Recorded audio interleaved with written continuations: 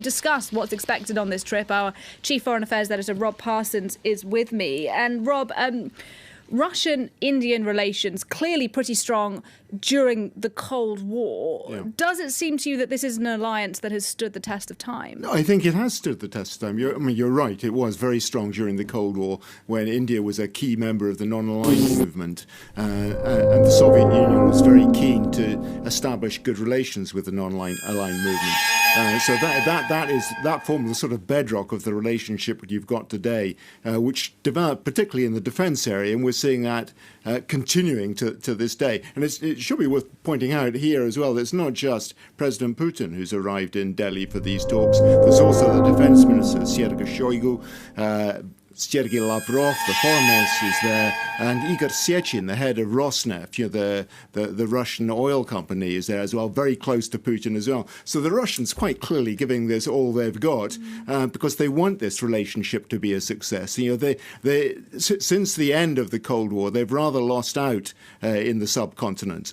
But the economic relationship is still there, but that political clout that perhaps they used to have has begun to disappear. The high point, I suppose, the big feature of this particular visit is quite a controversial one as well, because the Russians have sold the S-400 missile defense system, ground-to-air missile defense system, for $5 billion to the Indians. Controversial because the Americans have tried to stop the Indians taking it. Remember too that Turkey has bought this system from the Russians as well, has incurred sanctions to the United States as a consequence.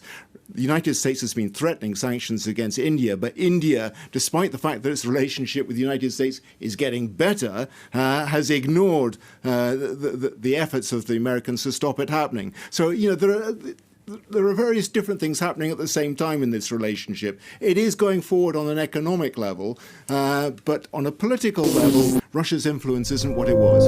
Indeed, and therefore this is a relationship that is perhaps more under pressure now than it's been in many decades. Yeah, I mean, the thing here too is that, both countries are making quite separate geopolitical choices here, geostrategic choices. And at the core of that, for both countries, is China.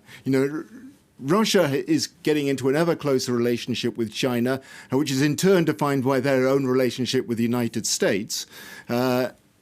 India is also very concerned, though, with China for completely different reasons. India is concerned because of the pressure that the Chinese are putting on the Himalayan border between the two countries. There were clashes last year, 20 Indian soldiers killed in one clash up in the mountains, and an undisclosed number of Chinese soldiers as well. But in addition to that, the Chinese Navy is ever more present in the Indian Ocean. And because of that, the Indians have started to look at other possible alliances, including the Quadrilateral Security Dialogue, Quad as it's called, to try and hold the line against China, particularly in the Indo-Pacific.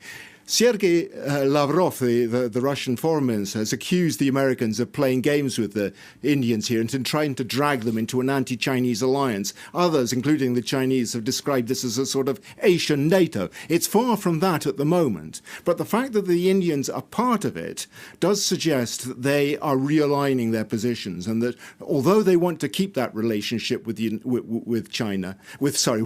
Russia, the relationship with the United States is growing ever more important for them. I mean, if you look at trade, which is the strong part of the Russian-Indian relationship at the moment, it's only a quarter of the trade between India and the United States.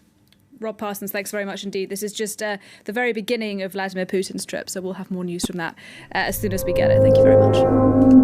Russia's courting closer relations with India as it embarks on a diplomatic drive. Vladimir Putin and Narendra Modi are holding talks in New Delhi. Neha Pune joins us live from New Delhi. Neha, what do both leaders hope to accomplish from these talks? Well, a lot to unpack here. You have President Putin, who's only going to be in New Delhi for a few hours, and most experts agree this visit is all about the optics. You had Mr. Putin skipping the G20, skipping COP26, and yet here he is in New Delhi engaging with Narendra Modi. And experts say both leaders will try and send out a joint message that they want to reset ties that have seemingly deteriorated in the last couple of years. We've seen how Russia is aligned more and more with Beijing on issues like Afghanistan and the Indo-Pacific, whereas India, because of its ongoing border standoff with China, has been increasing its security cooperation with Washington, D.C. and increasing its engagement with Quad nations. So far, though, the focus of the visit has been primarily on defense ties, which is the mainstay of the India-Russia bilateral relationship. Several pacts have been signed, including one for 600,000 Russian assault rifles, one for extending military technological cooperation for another decade. And there's also going to be clarity we're given to understand from Moscow to New Delhi on the delivery of the S-400 missile systems. This is something India bought back in 2018 for $5 billion, despite repeated threats from the US of facing sanctions. So New Delhi during this visit trying to tell Russia that it should not be worried about its engagement with Quad countries, while simultaneously trying to tell the US that it will continue to engage with Russia because of its own strategic interests in the region.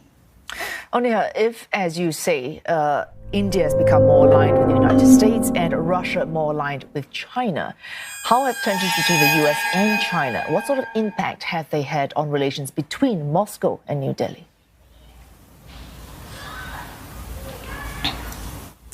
Well, we have seen how Moscow and Delhi have tried to keep this bilateral relationship focused on historic ties, which is why defense makes up such a big part of how they continue to engage and talk about deepening bilateral ties for the future as well. But certainly Beijing and Washington, D.C. have been shadows hanging over this summit. And we saw references to this effect being made by India's defense minister earlier today as well at the first 2+2 format talks between both countries. You had Rajnath Singh saying that there's been unprovoked aggression at India's northern borders and that there's been a lot of militarization in its own backyard without explicitly naming China, but clearly a reference to Beijing. But he also simultaneously made a reference to India's continued engagement with Russia by saying that India's defense needs, because of these challenges, are immediate, and India is looking for sensitive partners that can respond in time to these needs as well. So India trying to keep its relationship with Russia separate from what it's doing with Washington, D.C. And simultaneously, we've seen from Russia as well a commitment to continue to provide the defense equipment that India needs, despite sometimes Russia selling the same equipment to China as well. Oh, thanks so much for all that, Neha Punia in New Delhi.